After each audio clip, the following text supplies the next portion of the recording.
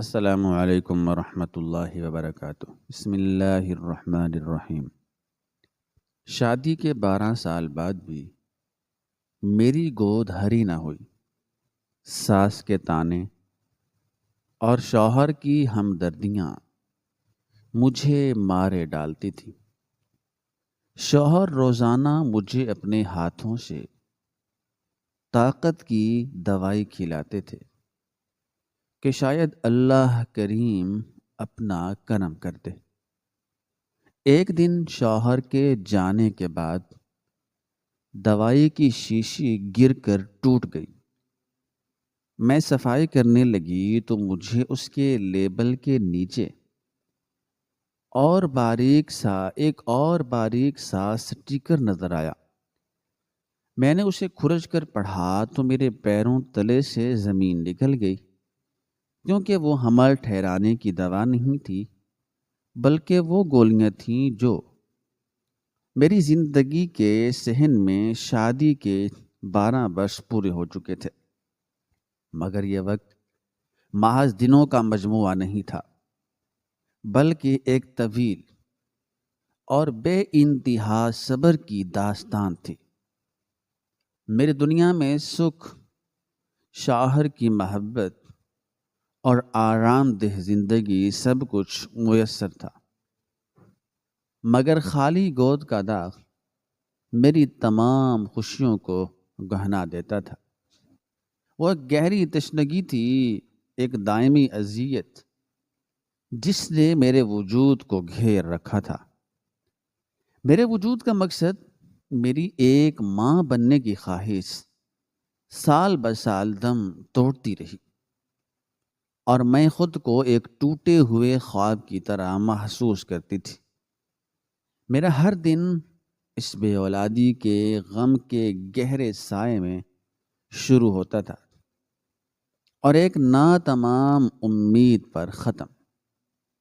یہ انتظار اب میری پہچان بن چکا تھا۔ اس المناک تنہائی میں مجھے ایک نہیں بلکہ 2 مختلف دنیاؤں کا سامنا تھا۔ ایک دنیا میری ساس شفیق النساء کی تھی، جن کے لیے میں محض ایک ناکامی تھی۔ وہ خاندان کی روایتی بنیادوں پر یقین رکھتی تھی، اور ان کے خیال میں بیٹے کی نسل کا نہ بڑھانا میرے نسوانی وجود کی ناکامی تھی۔ ان کی زبان سے نکلے ہوئے الفاظ تیر کی طرح میرے سینے میں پیوست ہوتے تھے۔ ان کے طعنے کوئی ہلکی پھلکی شکایت نہیں تھے، بلکہ ایک منظم روزانہ کی جانے والی اذیت تھی۔ تمہاری قسمت میں یہ روشنی نہیں ہے ساجدہ، یہ نور نہیں ہے ساجدہ، تمہارے قدم بھاری ہیں۔ میں کب تک اپنے پوتے کا منہ دیکھنے کے لیے ترسوں گی؟ وہ ہر روز صبح اور شام کھانے کی میز پر یا کسی تہوار کے موقع پر ایک طنزیہ مسکراہٹ کے ساتھ یہی باتیں دہراتی تھی۔ ان کی نظروں میں میری ہر مسکراہٹ، میری ہر کوشش ایک جھوٹ لگتی تھی، اور میں ان کے سامنے ہمیشہ بے بس اور ندامت سے سر جھکائے بیٹھی رہتی تھی۔ میں ان کی نظروں میں وہ منحوس عورت تھی جس نے ان کے بیٹے کی زندگی کے رنگ چھین لیے تھے، رونقیں چھین لی تھیں۔ اس کے بالکل برعکس، اس کے بالکل الٹ، دوسری دنیا میرے شوہر عارف کی محبت اور حد درجہ ہمدردی پر مبنی تھی۔ عارف میرے لیے اس صحرا میں نخلستان تھے۔ وہ ساس کے ہر طعنے پر فوراً مداخلت کرتے، ان کو خاموش کراتے اور پھر فوراً مجھے اپنے حصار میں لے لیتے۔ ان کی محبت میں، ان کی چاہت میں کوئی شک نہیں تھا۔ وہ ہر طرح سے مجھے خوش رکھنے کی کوشش کرتے، بازار سے کپڑے لاتے، میری پسندیدہ ڈشیں بنواتے، اور سب سے بڑھ کر وہ کبھی بھی مجھے اس محرومی کا احساس نہیں ہونے دیتے تھے۔ مگر یہی حد سے زیادہ محافظانہ رویہ اور ان کی آنکھوں میں چھپا ہوا وہ پرسکون یقین میرے اندر ایک عجیب سی بے چینی، بے قراری پیدا کر دیتا تھا۔ کیا واقعی وہ صرف مجھے تسلی دے رہے تھے، یا ان کی کامل شفقت کے پیچھے کوئی ایسا راز تھا جسے وہ بڑی نفاست سے چھپا رہے تھے؟ ان کا یہ رویہ مجھے ہمیشہ ایک سرد، انکہی خاموشی کی طرف اشارہ کرتا تھا، جو میری محبت اور میرے یقین کو آہستہ آہستہ کھوکھلا کر رہی تھی۔ ہمارے اس صبر آزما سفر میں گھر کے معمولات ایک خاص ڈگر پر چل رہے تھے۔ میرا دن صبح نماز کے بعد شروع ہوتا، پھر کچن کا کام، ساس کی خدمت، اور پھر عارف کے لیے دوپہر کا کھانا تیار کرنا۔ مگر اس تمام معمول میں ایک غیر معمولی معمول بھی شامل تھا، عارف کا میری صحت پر ضرورت سے زیادہ توجہ دینا۔ وہ اس بات کا خاص خیال رکھتے تھے کہ میں وقت پر کھاؤں، سوؤں اور کسی طرح کا تناؤ نہ لوں۔ اور پھر رات کو ہمارا سب سے اہم اور سب سے زیادہ خفیہ معمول شروع ہوتا تھا، طاقت کی دوائی کا استعمال۔ عارف نے یہ یقین دہانی کرائی تھی کہ یہ ایک خاص اور قیمتی علاج ہے جو ہمیں 8 ماہ تک جاری رکھنا ہے۔ ان کے مطابق یہ حکیموں کا ایک ایسا نایاب نسخہ تھا جسے صرف چند ہی لوگ جانتے تھے۔ ہر رات کھانے کے بعد، ڈرائنگ روم میں ساس کے سونے کے بعد، عارف بالکل ٹھیک وقت پر میرے پاس آتے۔ ان کا چہرہ اس وقت ایک معمولی ڈاکٹر یا وفادار نرس کی طرح یکسوئی اور ذمہ داری سے بھرا ہوتا تھا۔ وہ کبھی اس کام کو دوسرے پر نہیں چھوڑتے تھے۔ وہ ہمیشہ خود ہی پانی کا گلاس لاتے اور چھوٹی بادامی رنگ کی گولی جو ایک چھوٹی سی شیشی میں محفوظ ہوتی تھی نکال کر میرے ہاتھ میں دیتے۔ لیں ساجدہ، اسے کھائیں اور بالکل مطمئن ہو جائیں۔ مجھے یقین ہے ہمارا وقت اب قریب ہے۔ ان کی آنکھوں میں جھلکنے والا وہ اعتماد میرے شک کی دیواروں کو گرا دیتا تھا۔ میں ان کی محبت کی خاطر اور اس آخری امید کو زندہ رکھنے کے لیے وہ گولی نگل لیتی۔ میرے لیے یہ دوا محض کیمیکل نہیں تھی، بلکہ میرے شوہر کے اٹوٹ وعدے کی علامت تھی۔ ان کا یہ روز کا عمل ایک مقدس رسم کی طرح تھا جسے وہ کسی بھی قیمت پر توڑنا نہیں چاہتے تھے۔ یہ عمل ہماری زندگی کا اہم ترین فوکل پوائنٹ بن چکا تھا۔ اگر میں کبھی بھول بھی جاتی یا سونے کے بہانے کرتی تو وہ مجھے نرمی سے بیدار کرتے، جگاتے اور اس گولی کی اہمیت یاد دلاتے، گویا اس ایک گولی پر ہماری پوری زندگی کا دار و مدار تھا۔ ان کی یہ غیر معمولی توجہ اور وقت کی پابندی میرے دل میں مسلسل ایک بے نام سوال کو جنم دیتی تھی۔ کیا کوئی دوا اتنی اہمیت کی حامل ہو سکتی ہے کہ وہ ایک انسان کے روزمرہ کے معمولات کا سب سے لازمی حصہ بن جائے۔ یہ دوائی جو ظاہری طور پر میری گود بھرنے کا ذریعہ تھی، میری گود ہری کرنے کا سبب تھی، میرے لیے اب تجسس اور اندیشے کا بھی ایک مرکز بن چکی تھی۔ میری ذات ساس کے تانوں، عارف کی حد سے بڑی ہوئی ہمدردی اور اس روزانہ کی خفیہ گولی کے گرد گھوم رہی تھی، اور میں خاموشی سے چپکے سے انتظار کر رہی تھی کہ کبھی یہ رسی ٹوٹے گی اور راز سامنے آئے گا۔ صبح کا وقت تھا اور گھر پر ایک غیر معمولی عجیب سی خاموشی چھائی ہوئی تھی۔ عارف اپنے روز کے معمول کے مطابق کام پر جا چکے تھے۔ آج جاتے ہوئے وہ کچھ زیادہ ہی مصروف اور جلد بازی میں تھے، لیکن اس کے باوجود انہوں نے دروازے پر کھڑے ہو کر مجھے یاد دلایا، ساجدہ، کل رات کی گولی یاد سے کھا لینا۔ آج میں بہت مصروف ہوں، ممکن ہے رات کو دیر ہو جائے۔ ان کا یہ غیر معمولی اصرار مجھے اب مزید عجیب لگنے لگا تھا۔ میں نے سر ہلایا اور وہ چلے گئے۔ ان کے جانے کے بعد میں نے گھر کے عام کاموں کو نمٹانا شروع کیا، وہ معمول جو 8 ماہ سے میری زندگی کا حصہ تھا۔ وہ شام کا معمول اب دوپہر میں ہی میرے ذہن پر حاوی تھا۔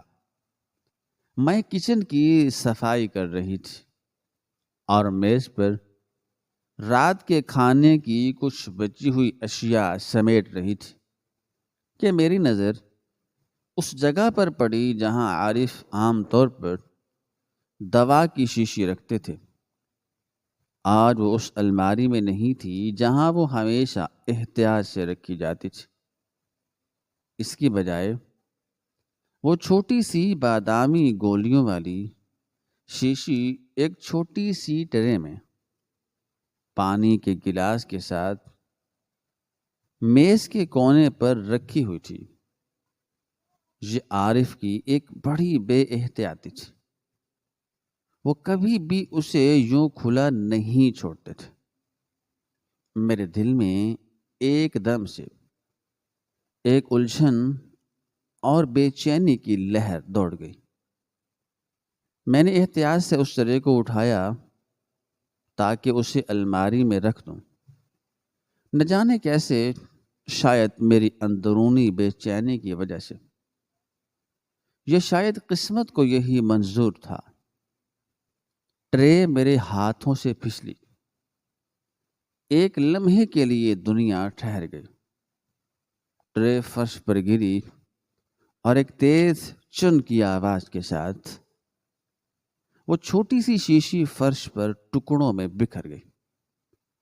بادامی رنگ کی گولیاں ماربل کے فرش پر تیزی سے پھیل گئیں اور کچھ ٹوٹی ہوئی شیشی کے ٹکڑوں سے جا ملی۔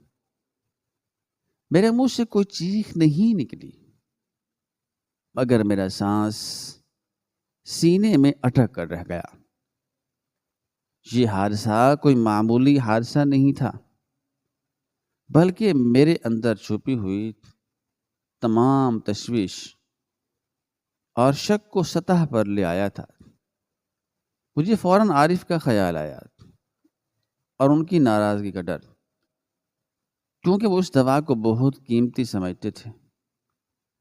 میں فوراً جھکی اور ٹوٹے ہوئے شیشوں کے ٹکڑوں کو احتیاط سے جمع کرنے لگی۔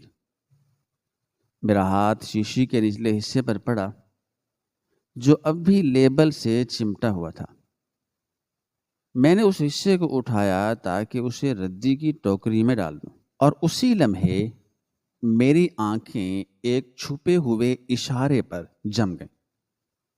اصل سفید لیبل کے بالکل نیچے، اس کے نچلے کنارے سے ذرا باہر جھانکتا ہوا، مجھے ایک غیر معمولی ہلکے پیلے رنگ کا بہت ہی باریک سٹیکر نظر آیا۔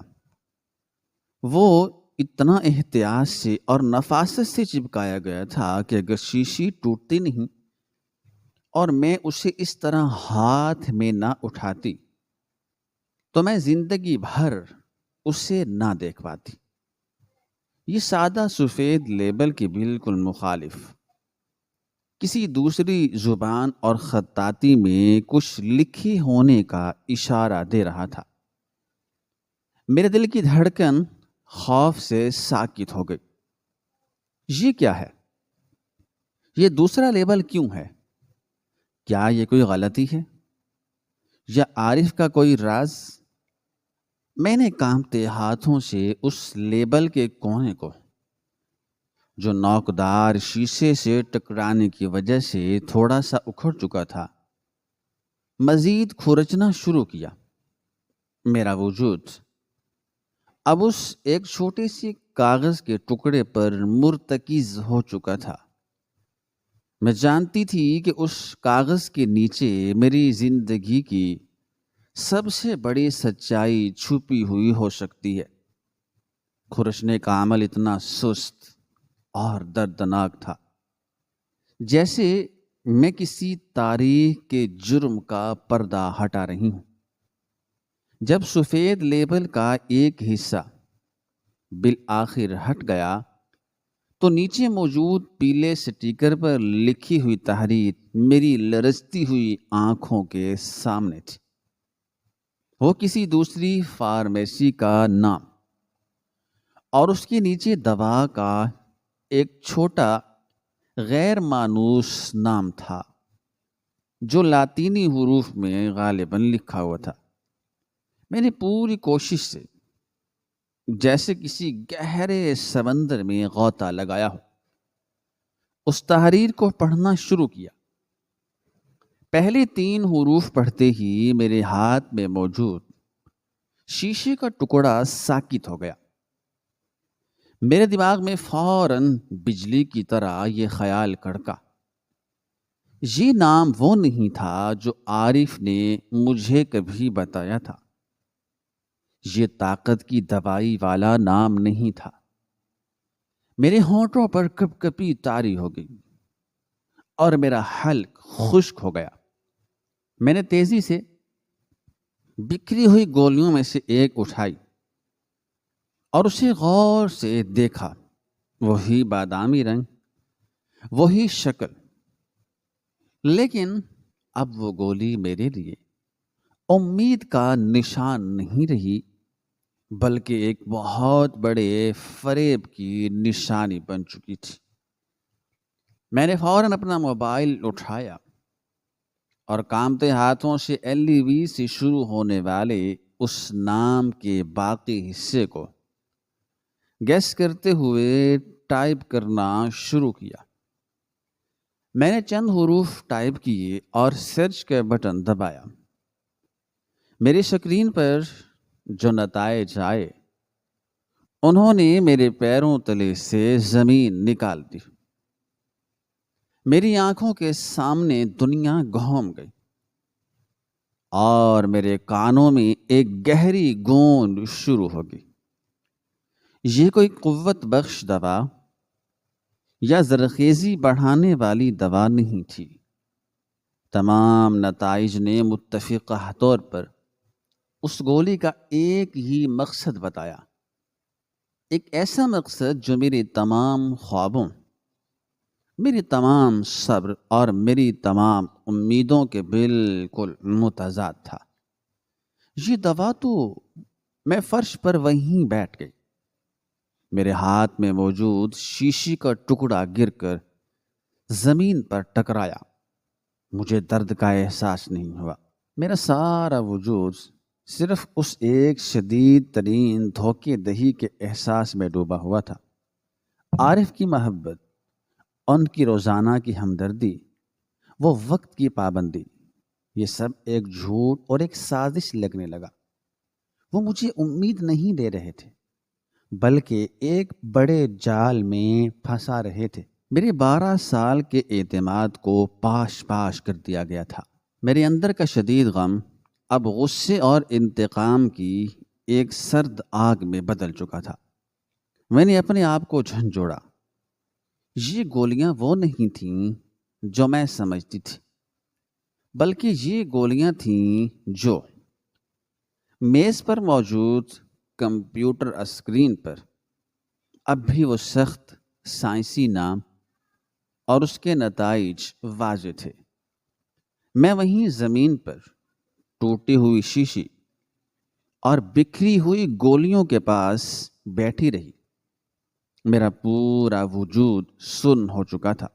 میرے دماغ میں نہ کوئی شور تھا اور نہ کوئی آواز، صرف ایک سرد بھاری خاموشی تھی جو میرے 12 سال کے یقین کو منجمد کر رہی تھی۔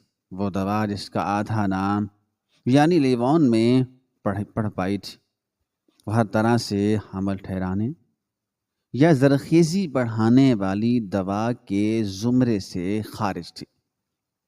اسکرین پر لکھے ہوئے الفاظ، سامنے اسکرین پر نظر آنے والے الفاظ میرے سینے پر پتھر کی طرح گر رہے تھے۔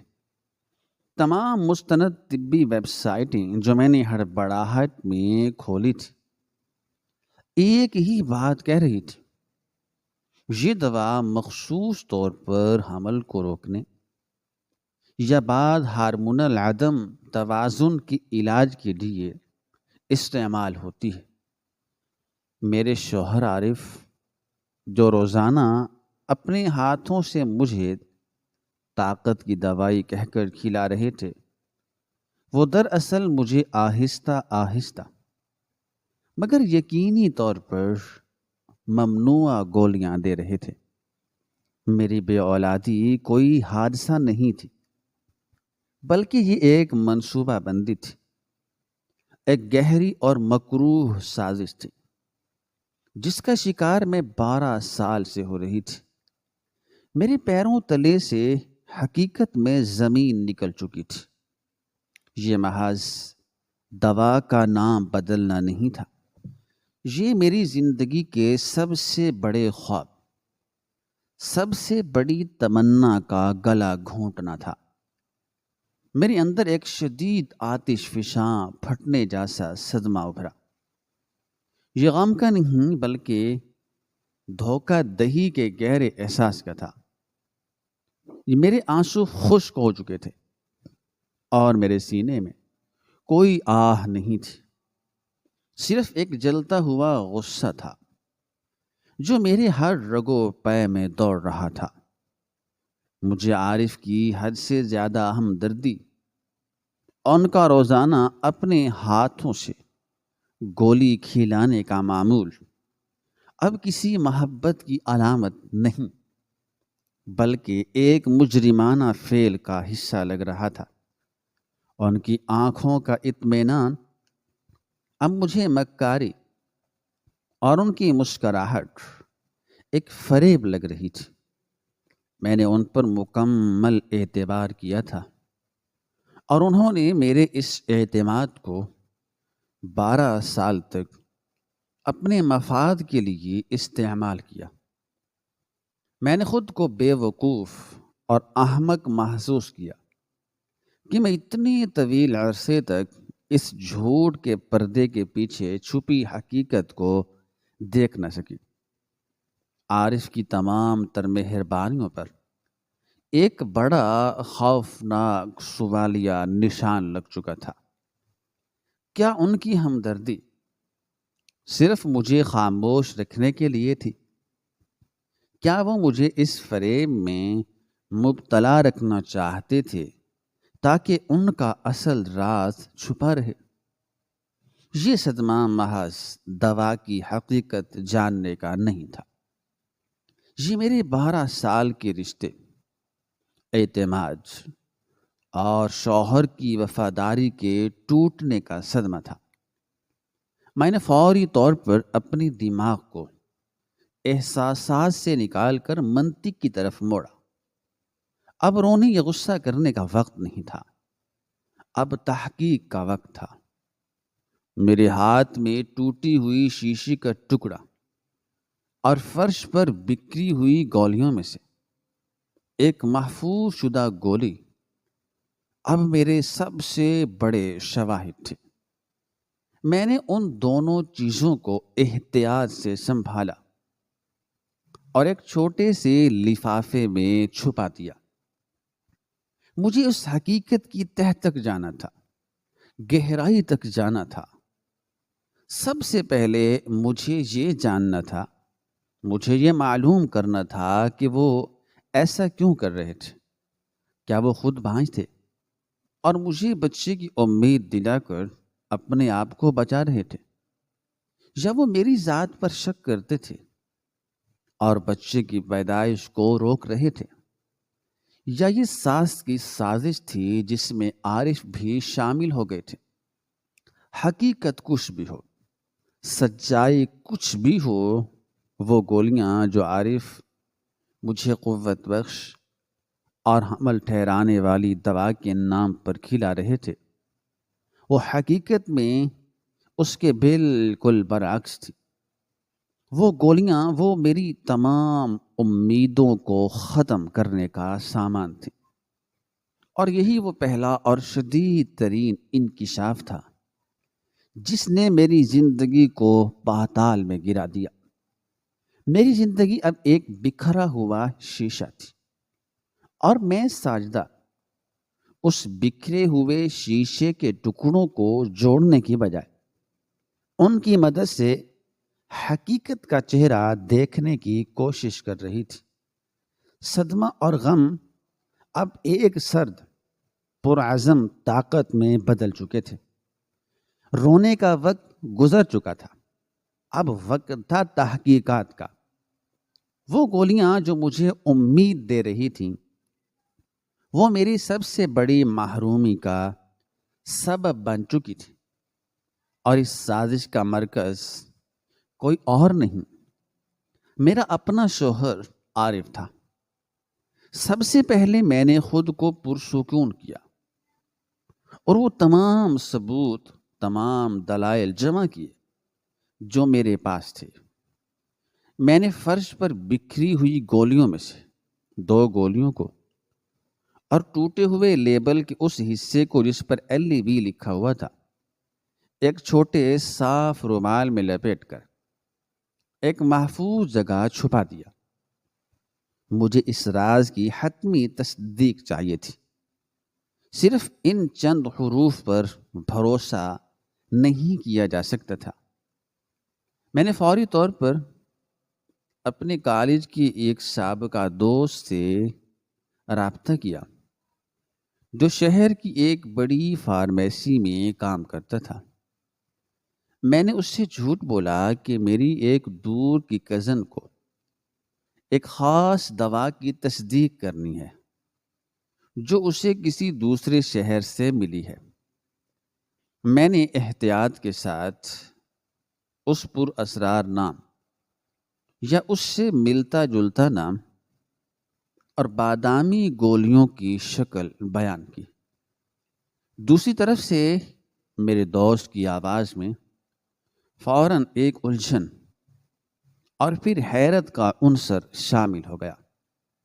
ساجدہ، یہ نام تو ہمارے استعمال میں ہے، یہ تو مخصوص ہارمونل۔ خیر، تم جو دوا بتا رہی ہو وہ دراصل کسی طبی حالت کو منظم کرنے کے لیے استعمال ہوتی ہے۔ یہ حمل ٹھہرانے والی دوا تو نہیں ہے، بلکہ میرے دوست نے مزید کچھ نہیں بتایا کیونکہ میں نے اس کی بات کاٹ دی۔ ٹھیک ہے، بس مجھے یہی جاننا تھا، شکریہ۔ میری سانس اٹکی ہوئی تھی۔ میری دوست نے صرف اتنا بتایا تھا کہ یہ حمل ٹھہرانے والی دوا نہیں تھی، مگر اس کا اصل مقصد جس کی طرف اس نے اشارہ کیا تھا میرے دل میں ڈرامائی یقین پیدا کر گیا۔ میرے دل میں اب یقین آ چکا تھا کہ عارف نے مجھے دھوکہ دیا ہے، لیکن مجھے یہ جاننا تھا، مجھے یہ معلوم کرنا تھا اس چیز کا مجھے پتہ لگانا تھا کہ اس دھوکے کی جڑیں کہاں تک پھیلی ہوئی ہیں، ساس کی تندی یا عارف کی محبت کے پیچھے اصل محرک کیا تھا۔ مجھے مزید دستاویزات، رسیدیں یا کوئی طبی پرچہ چاہیے تھا جو عارف کے اس منصوبے کا براہ راست ثبوت ہو۔ عارف اکثر اپنی اہم دستاویزات اور کچھ قیمتی اشیاء اپنے بیڈ روم کی الماری میں موجود ایک چھوٹے سے لاک باکس میں رکھتے تھے۔ مجھے اس کی چابی کی جگہ کا پتہ تھا جو وہ اپنی ڈریسنگ ٹیبل کے ایک خفیہ خانے میں رکھتے تھے۔ عارف صبح جا چکے تھے اور ساس اپنے دوپہر کے کیلولے میں مصروف تھی، یعنی سو رہی تھی۔ یہ بہترین موقع تھا۔ میرے ہاتھ کانپ رہے تھے مگر میرا ارادہ فولادی تھا۔ میں نے احتیاط سے چابی نکالی اور لاک باکس کے قریب گئی، چابی گھمائی اور کلک کی دبی ہوئی آواز کے ساتھ وہ رازوں کا صندوق کھل گیا۔ اندر کئی بینک کے کاغذات، زیورات کی رسیدیں اور ایک سرخ رنگ کی فائل تھی۔ میرا تجسس عروج پر تھا۔ میں نے وہ فائل نکالی۔ فائل میں ڈاکٹروں کے پرانے نسخے، ہماری بے اولادی کے حوالے سے ٹیسٹ رپورٹس تھیں جن پر میرا نام ساجدہ واضح تھا، لیکن سب سے آخر میں ایک حال ہی کی فارمیسی کی رسید تھی جو ایک دور دراز علاقے کی تھی۔ اس پر ایک عجیب سا کوڈ اور اس پر اسرار دوا کا نام لکھا تھا جس کا آغاز 11 سے ہوتا تھا۔ یہ رسید ٹھیک اس دن کی تھی جب عارف نے گھر آ کر مجھے بتایا تھا کہ انہیں طاقت کی دوا کا نیا سٹاک مل گیا ہے۔ اس رسید نے میرے شبہات کو ٹھوس یقین میں بدل دیا۔ اب یہ کوئی اتفاقی غلطی نہیں تھی، یہ ایک طے شدہ منصوبہ تھا جس کے لیے عارف کو شہر کے دوسرے کونے میں جانا پڑا تھا۔ شوہر کی خاموشی کا پس منظر اور ساس کی شمولیت پر شک۔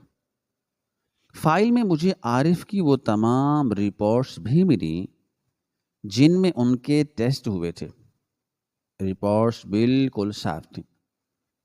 عارف کو کوئی مسئلہ نہیں تھا، تو اگر وہ خود باز نہیں تھے اور وہ مجھے حمل ٹھہرانے والی دوا کی بجائے کوئی اور دوا کھلا رہے تھے تو اس کا صرف ایک ہی مطلب ہو سکتا تھا، وہ بچے نہیں چاہتے تھے یا وہ مجھے کسی اور مقصد کے لیے استعمال کر رہے تھے۔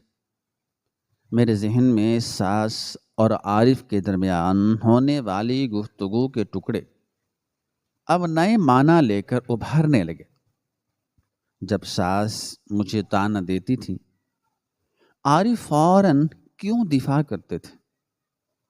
ان کی وہ جذباتی حمایت اب کسی پیار کا مظہر نہیں بلکہ اپنے گناہ کو چھپانے کا پردہ لگ رہی تھی۔ وہ مجھے ساس کے تانوں سے اس لیے بچاتے تھے تاکہ میں شک نہ کروں اور اس خاموش سازش میں مصروف رہوں جو انہوں نے میرے خلاف تیار کی تھی۔ وہ مجھے یقین دلاتے تھے کہ میں ان کی سب کچھ ہوں تاکہ میں اس روزانہ کی گولی پر شک نہ کروں جو میرے لیے زہر قاتل بن رہی تھی۔ کیا ساس اس میں شامل تھی؟ ان کے تانے اور عارف کی ہمدردی ایک دوسرے کی تکمیل کرتے ہوئے لگ رہے تھے۔ ساس کا مسلسل مجھ پر دباؤ ڈالنا اور عارف کا مسلسل مجھے امید دلانا، کیا یہ ایک ایسا ڈرامہ تھا جو مجھے حقیقت سے دور رکھنے کے لیے تیار کیا گیا تھا؟ کیا وہ دونوں مل کر یہ کھیل کھیل رہے تھے تاکہ آخر کار وہ مجھے نکال دیں یا عارف کی دوسری شادی کروا سکیں؟ یہ خیال آتے ہی میرے پورے جسم میں ایک سرد لہر دوڑ گئی اور میرا دل اس شدید دھوکے سے ٹکڑے ٹکڑے ہو گیا۔ یہ صرف ایک دوا نہیں تھی، یہ میری زندگی کی ہر سچائی کا مذاق تھا۔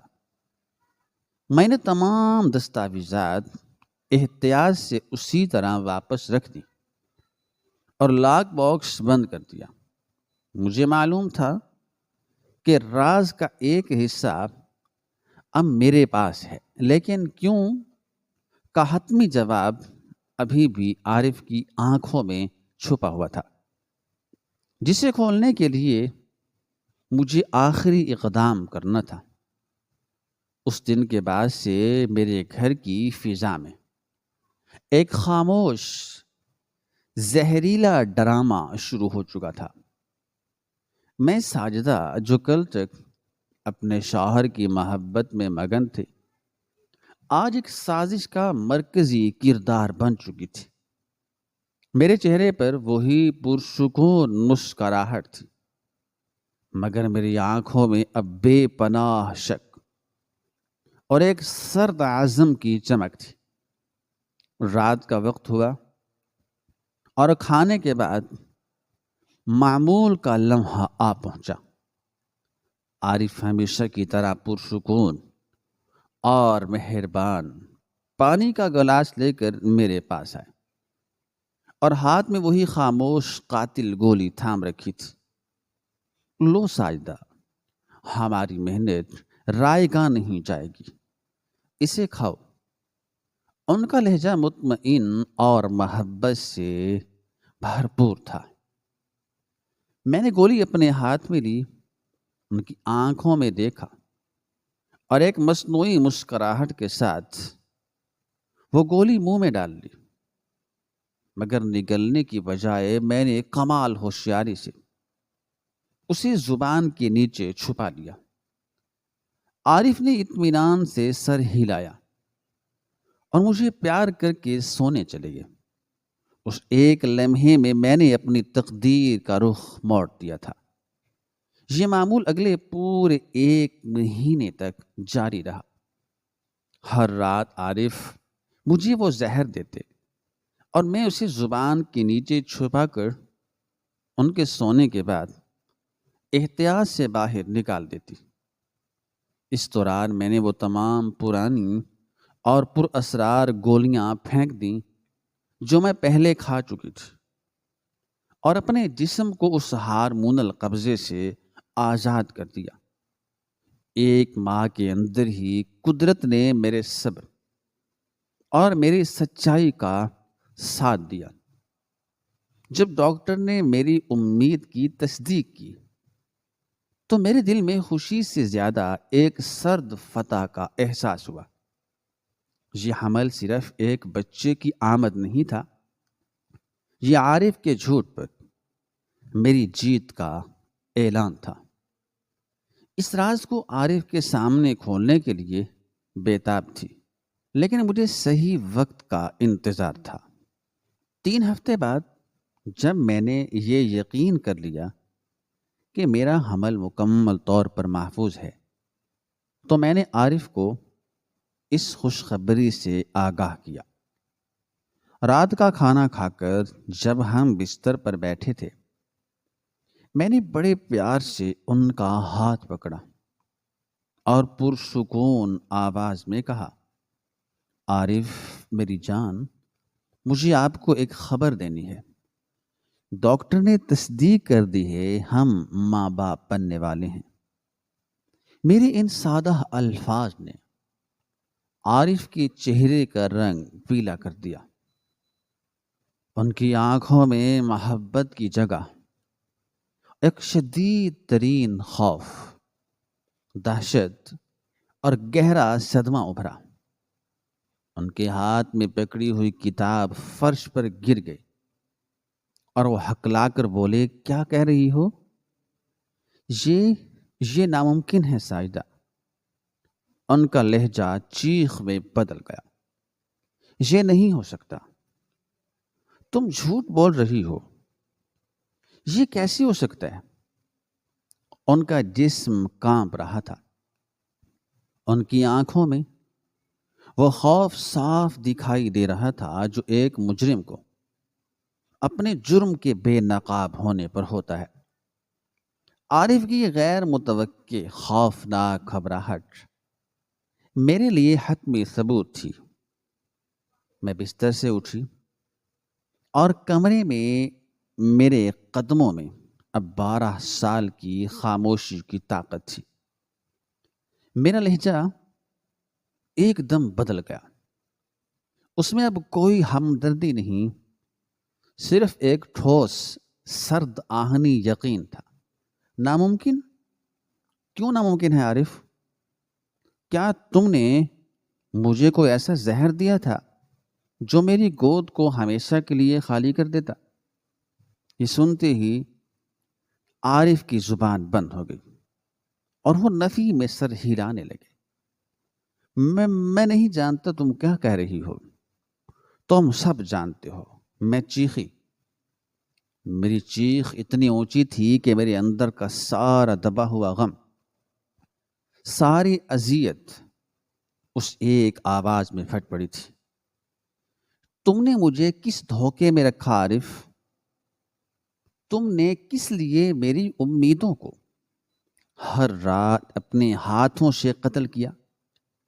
میری آواز سن کر ساس شفیق النساء فوراً اپنے کمرے سے دوڑتی ہوئی آئیں۔ وہ گھبراہٹ میں دروازے پر کھڑی ہو گئی۔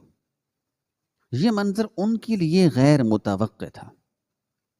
میں نے ایک لمحے کے لیے بھی توقف نہیں کیا اور سیدھی ساس کی طرف متوجہ ہوئی۔ میں نے اپنے ہاتھ میں لپٹا ہوا رومال نکالا جس میں وہ حمل روکنے والی گولی رکھی تھی اور رسیدوں کی نقل بھی ساتھ تھی۔ یہ دیکھو امی، آپ کا بیٹا، آپ کے لاڈلے نے میرے ساتھ کیا کیا ہے۔ یہ وہ طاقت کی دوائی نہیں تھی، یہ حمل کو روکنے والی گولیاں تھیں جو یہ مجھے روزانہ اپنے ہاتھوں سے کھلاتے تھے۔ ساس کے چہرے پر پہلے حیرت، پھر انکار اور پھر خوف کا مرکب چھا گیا۔ یہ جھوٹ ہے سائدہ، میرا بیٹا ایسا نہیں کر سکتا۔ یہ سچ ہے امی، یہ حقیقت ہے امی، اور آپ اپنے بیٹے سے پوچھیں کہ اس نے ایسا کیوں کیا، یہ حرکت اس نے کیوں کی۔ میں نے آپ کے طانے سے، میں نے ہر رات امید رکھی اور یہ شخص میری پیٹھ پیچھے میری زندگی کے ساتھ کھیلتا رہا۔ میں نے عارف کی طرف اشارہ کیا جو اب فرش پر بیٹھا تھا اور سر جھکائے ہوئے تھا۔ بولو عارف، کیوں؟ آخر کیوں کیا تم نے میرے ساتھ یہ ظلم؟ عارف جو اب اپنے جرم کے بوجھ تلے دب چکا تھا دھیرے دھیرے اپنے گھٹنوں پر سے اٹھا۔ اس کی آنکھوں میں نمی نہیں تھی بلکہ ایک سرد ناپسندیدہ اقرار تھا۔ میں تمہیں پسند نہیں کرتا تھا سائدہ۔ ان کی آواز میں کوئی جذبہ نہیں تھا، صرف ایک بے حس سچائی تھی۔ میں نے کسی اور سے شادی کر رکھی تھی جس سے میرے 2 بچے بھی ہیں۔ میں تمہیں طلاق نہیں دینا چاہتا تھا تاکہ امی کا دل نہ ٹوٹے اور تم اس دھوکے میں خوش رہو کہ جلد ہی تم ماں بن جاؤ گی۔ اس اقرار نے نہ صرف مجھے بلکہ ساس کو بھی شدید ترین صدمہ دیا۔ شفیق النساء جو ہمیشہ اپنے بیٹے کی طرفداری کرتی تھی، اس خوفناک حقیقت کو سن کر ایک لمحے کے لیے پتھر کی ہو گئی۔ ان کا چہرہ غصے اور پشیمانی سے سرخ ہو چکا تھا۔ وہ تیزی سے آگے بڑھی اور عارف کو ایک زوردار تھپڑ رسید کیا، جس کی گونج کمرے کی خاموشی میں پھیل گئی۔ تو یہ تھا تمہارا راز، یہ تھی تمہاری غیرت، تم نے اس معصوم لڑکی کی زندگی برباد کر دی۔ پھر ساس نے میری طرف دیکھا، ان کی آنکھوں میں پہلی بار حقیقی پچھتاوا اور اصلی ماں کی شفقت تھی۔ ساجدہ، تم کہیں نہیں جاؤ گی، یہ میرا گھر ہے، تم میرے ساتھ رہو گی۔ یہ میرا بیٹا، آج سے اس کی یہ سزا ہے کہ تم اس کے ساتھ رہو گی اور اس کی زندگی میں موجود رہو گی۔ یہ تمہارے صبر کا پھل ہے۔ یہ بچہ ہماری نسل کا وارث ہے اور یہیں پیدا ہوگا۔ ساس کی یہ پیشکش جذباتی تھی۔ یہ ان کا وہ کفارہ تھا جو وہ اپنی غلطی اور اپنے بیٹے کی خباثت کے بدلے ادا کرنا چاہتی تھی، لیکن میرے لیے یہ کافی نہیں تھا۔ اعتماد کا قتل اس کا کوئی کفارہ نہیں ہوتا۔ میں نے ساس کی طرف دیکھا، میری آواز مضبوط اور پرعزم تھی۔ معاف کیجیے گا امی، میں نے آپ کے طعنے برداشت کر لیے، میں نے بے اولادی کا غم برداشت کر لیا، میں نے اس شخص کی بے رخی بھی برداشت کر لی، مگر میں دھوکہ برداشت نہیں کر سکتی۔